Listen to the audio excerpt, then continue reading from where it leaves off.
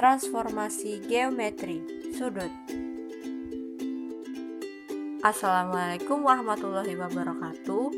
Halo teman-teman, dalam video pembelajaran kali ini yang disusun oleh saya, Rini Dianti, untuk memenuhi tugas ujian akhir semester mata kuliah Pendidikan Matematika 1 yang diampu oleh Bapak Rasila MPD, Prodi Pendidikan Guru Sekolah Dasar 2A, STKIP NU Indramayu. Apakah kalian sudah siap untuk belajar hari ini? Yang akan kita bahas kali ini adalah transformasi geometri sudut. Tapi sebelum itu kita akan membahas pengertian dari transformasi geometri, jenis-jenis transformasi geometri, objek geometri, dan sudut. Apakah kalian tahu apa itu transformasi geometri? Definisi transformasi geometri. Transformasi adalah perubahan bentuk, sifat, fungsi, dan sebagainya. Sedangkan geometri adalah ilmu yang mempelajari hubungan antar objek-objek geometri, seperti titik, garis, bangun, dan sudut. Jadi, transformasi geometri merupakan perubahan posisi atau perpindahan dari suatu posisi awal ke posisi lain. Yang selanjutnya yaitu jenis-jenis transformasi geometri. Yang pertama adalah translasi atau pergeseran. Translasi merupakan jenis transformasi yang memindahkan suatu titik sepanjang garis lurus dengan arah dan jarak. Singkatnya, translasi adalah berpindah titik atau hanya berubah posisinya saja. Bisa kita ibaratkan seperti bermain prosotan, mengubah yang awalnya di puncak prosotan kemudian menuju ke bawah ke ujung prosotan.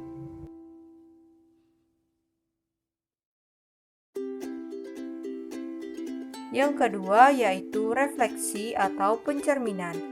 Refleksi dalam transformasi geometri adalah memindahkan semua titik dengan menggunakan sifat pencerminan pada cermin datar.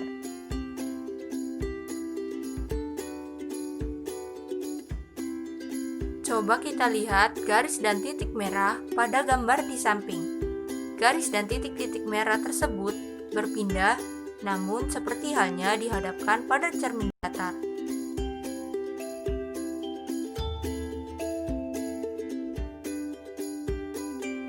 Yang ketiga yaitu rotasi atau perputaran.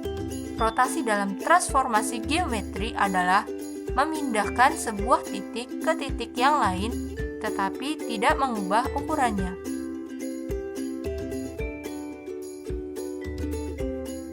Rotasi memutar terhadap sudut dan titik pusat tertentu yang memiliki jarak sama dengan setiap titik yang diputar. Bisa kita ibaratkan seperti biang lala. Kotak yang di atas menempati kotak yang di bawah, dan begitu seterusnya, tetapi tidak mengubah ukurannya. Selanjutnya yang keempat yaitu dilatasi atau perkalian. Dilatasi dalam transformasi geometri adalah sebagai bentuk pembesaran atau pengecilan dari titik-titik yang membentuk sebuah bangun. Bisa kita ibaratkan seperti miniatur mobil dengan mobil yang asli. Selanjutnya yaitu objek geometri. Geometri mempunyai 4 objek, diantaranya yang pertama yaitu titik. Titik merupakan bagian terkecil dari objek geometri karena tidak memiliki ukuran tertentu, baik panjang, lebar, maupun tebal. Yang kedua yaitu garis. Garis merupakan himpunan atau kumpulan titik-titik yang tidak berujung. Jika garis hanya memiliki pangkal tanpa adanya ujung disebut sinar garis. Tapi jika garis memiliki pangkal dan ujung disebut segmen garis. Yang ketiga, yaitu bangun. Jika beberapa garis saling berhubungan dan memenuhi syarat-syarat tertentu, maka akan terbentuk sebuah bangun. Bangun terbagi menjadi dua, yaitu bangun datar dan bangun ruang.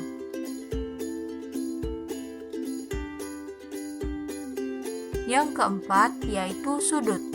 Sudut merupakan daerah yang terbentuk dari dua sinar garis dengan pangkal yang sama. Selanjutnya yaitu inti dari materi kali ini, yaitu sudut. Apakah kalian tahu apa sajakah yang ada di dalam sudut? Mari kita bahas bersama. Yang akan kita bahas pada materi sudut adalah pengertian sudut, penamaan sudut, tingkatan satuan sudut, mengukur besar sudut, macam-macam sudut, dan hubungan antar sudut.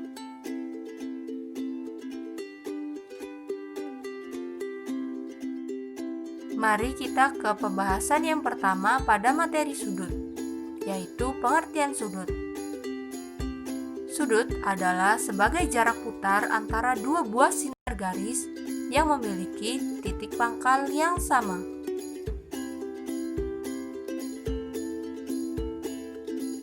Bisa gambar di samping. Pada gambar tersebut menunjukkan sebuah sudut yang dibentuk oleh sinar garis AB dan sinar garis AC dengan titik pangkal A. Garis AC dan AB disebut kaki sudut, sedangkan titik A disebut titik sudut. Yang selanjutnya yaitu penamaan sudut. Sudut bisa diberi nama dengan dua cara, yaitu menggunakan satu huruf atau tiga huruf.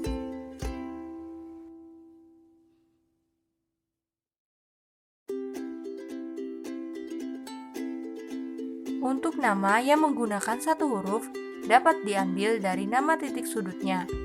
Contoh penamaan satu huruf dari gambar di samping yaitu sudut B.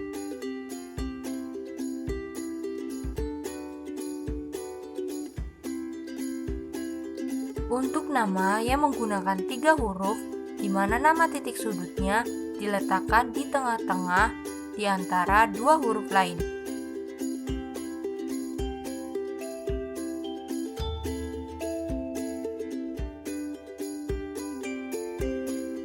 Penamaan sudut secara umum disimbolkan dengan tanda angle.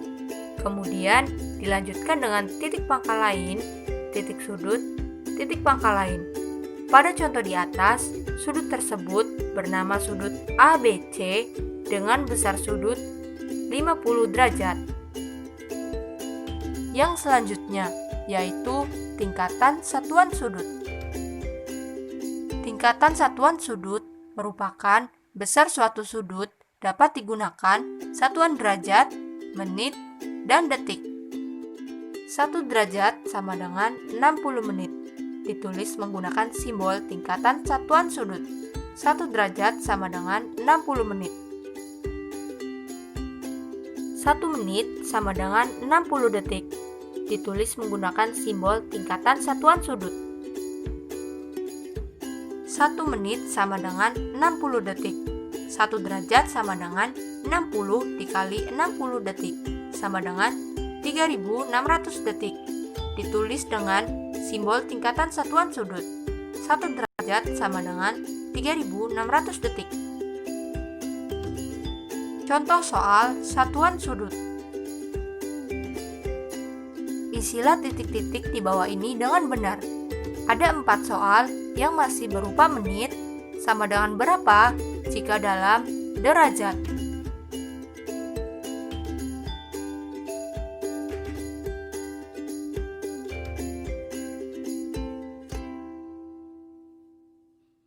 Untuk pembahasan, karena 1 derajat sama dengan 60 menit, maka jawaban soal ini sebagai berikut.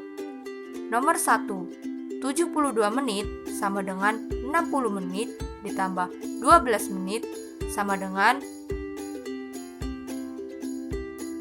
1 derajat 12 menit. Nomor 2, 90 menit sama dengan 60 menit ditambah 30 menit sama dengan 1 derajat 30 menit. Nomor 3, 80 menit sama dengan 60 menit ditambah 20 menit sama dengan 1 derajat 20 menit. Nomor 4, 126 menit sama dengan 120 menit ditambah 6 menit sama dengan 2 derajat 6 menit.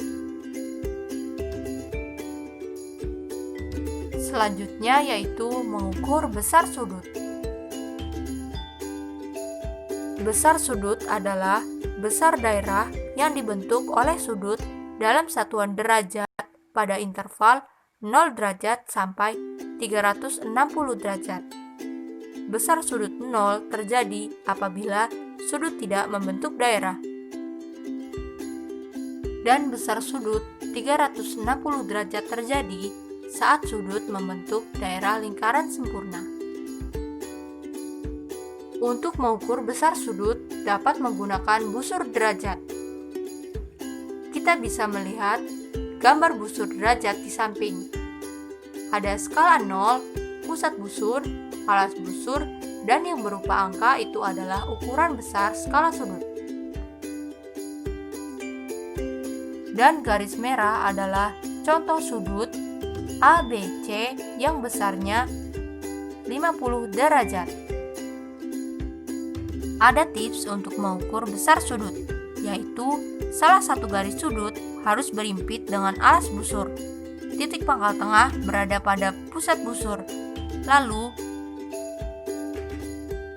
dilanjutkan mengukur besar sudut dari skala 0 seperti contoh di atas. Tahukah kalian bisa lebih mudah untuk mengukur sudut, yaitu hanya dengan menggunakan tangan. Caranya yaitu dengan merentangkan jari-jari selebar mungkin dan letakkan telapak tangan di permukaan sudut yang akan kalian ukur. Jari kelingking harus terletak di sisi bawah dan mewakili sudut 0 derajat. Sementara sudut antara jari kelingking dan jari lainnya masing-masing adalah 30 derajat, 45 derajat, dan 60 derajat. Yang selanjutnya yaitu macam-macam sudut. Terdapat 7 jenis sudut berdasarkan besar sudut, yaitu sudut 0 derajat, sudut lancip, sudut siku-siku, sudut tumpul, sudut lurus, sudut refleks, dan sudut penuh.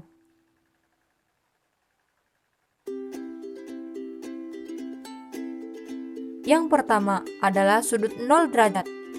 Sudut 0 derajat adalah sudut 0 yang mempunyai besar 0 derajat.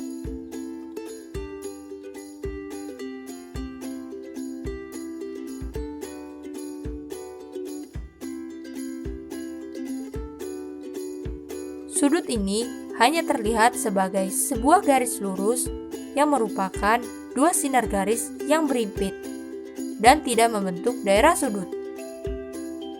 Dalam bahasa Inggris, sudut 0 derajat disebut 0 degree.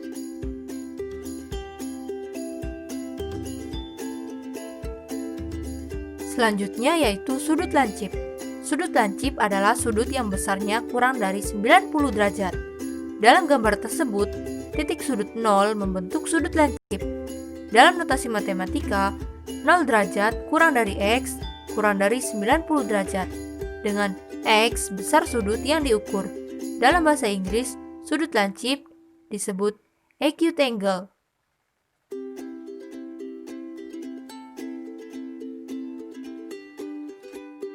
Yang ketiga, yaitu sudut siku-siku. Sudut siku-siku adalah sudut yang besarnya 90 derajat. Dalam gambar tersebut, perhatikan titik sudut 0. Sudut itulah yang disebut dengan sudut siku-siku. Dalam bahasa Inggris, sudut siku-siku disebut right angle.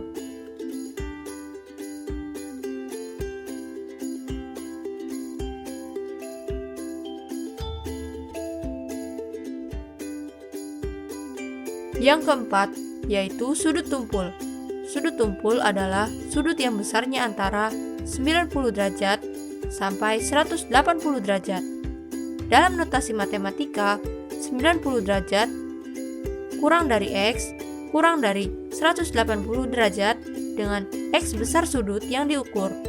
Dalam bahasa Inggris, sudut tumpul disebut obtuse angle.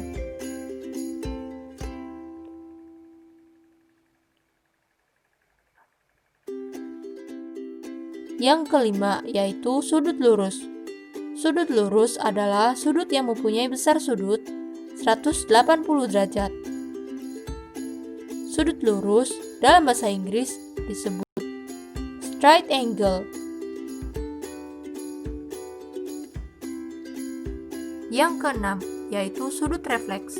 Sudut refleks adalah sudut yang mempunyai besar sudut antara 180 derajat hingga kurang dari 360 derajat. Dalam notasi matematika, 0 derajat kurang dari X kurang dari 90 derajat. Dengan X besar sudut yang diukur, sudut refleks dalam bahasa Inggris disebut reflex angle.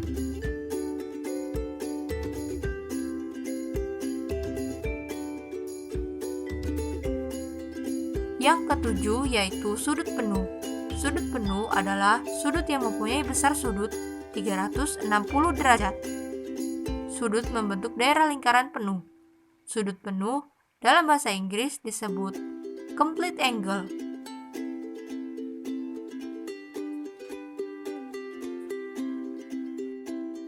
Selanjutnya yaitu hubungan antar sudut. Yang pertama yaitu sudut saling berpenyiku atau berkomplement.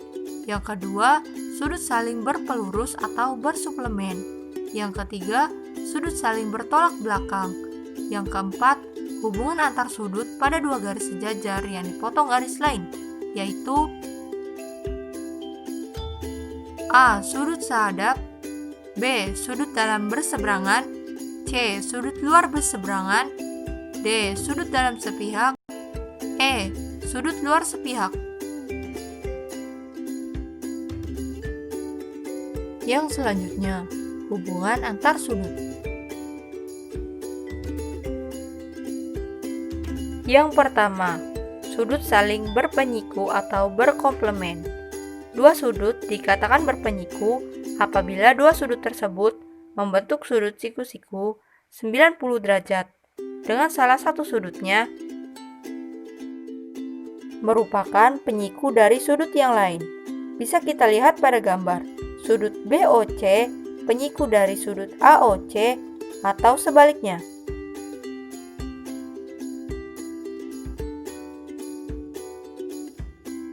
Yang kedua, sudut saling berpelurus atau bersuplemen.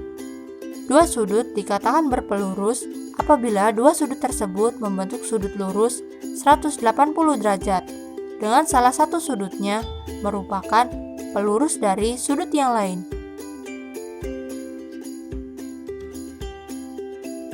Bisa kita lihat pada gambar, sudut BOC pelurus dari sudut AOC atau sebaliknya. Sudut BOC ditambah sudut AOC sama dengan 180 derajat. Yang ketiga yaitu sudut saling bertolak belakang. Dua sudut dikatakan bertolak belakang apabila dua sudut tersebut memiliki arah hadap yang berlawanan. Sudut-sudut yang berlawanan memiliki besar sudut yang sama.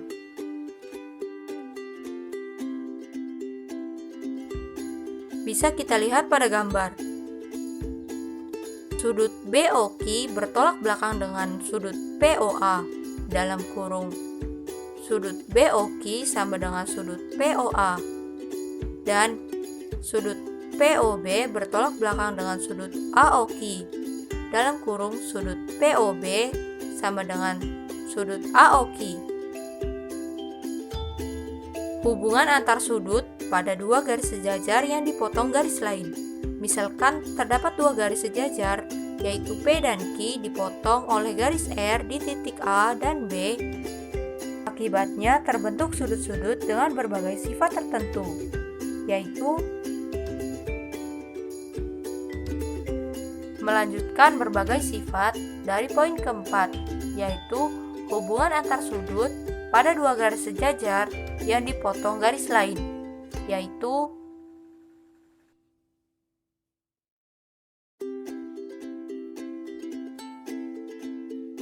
A. Sudut sehadap. Sudut sehadap adalah sudut yang menghadap arah yang sama.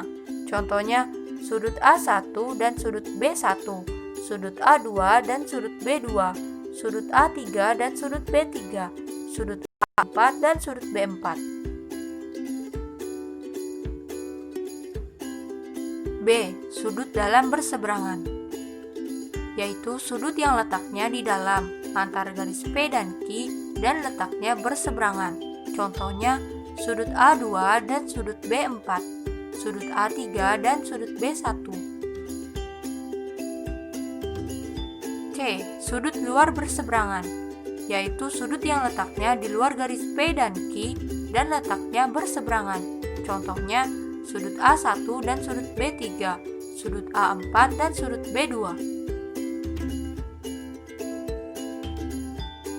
D. Sudut dalam sepihak, yaitu sudut yang letaknya di dalam antara garis P dan Q dan letaknya di sisi yang sama. Contohnya, sudut A2 dan sudut B1, sudut A3 dan sudut B4.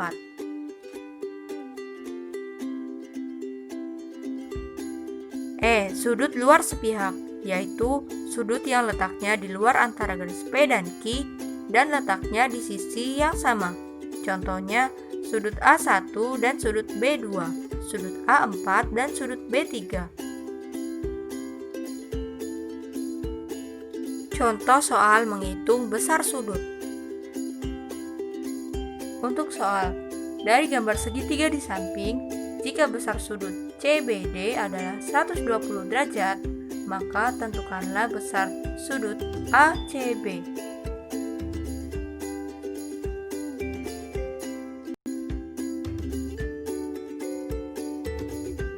Pembahasannya, karena sudut ABC dan sudut CBD saling berpelurus, maka jumlahnya 180 derajat. Sehingga sudut ABC ditambah sudut CBD sama dengan 180 derajat. Sudut ABC ditambah 120 derajat sama dengan 180 derajat. Sudut ABC sama dengan 180 derajat dikurangi 120 derajat. Sudut ABC sama dengan 60 derajat, sehingga sudut ABC merupakan segitiga sama kaki. Sehingga sudut ABC sama dengan sudut ACB. Jadi besar sudut ACB sama dengan 60 derajat.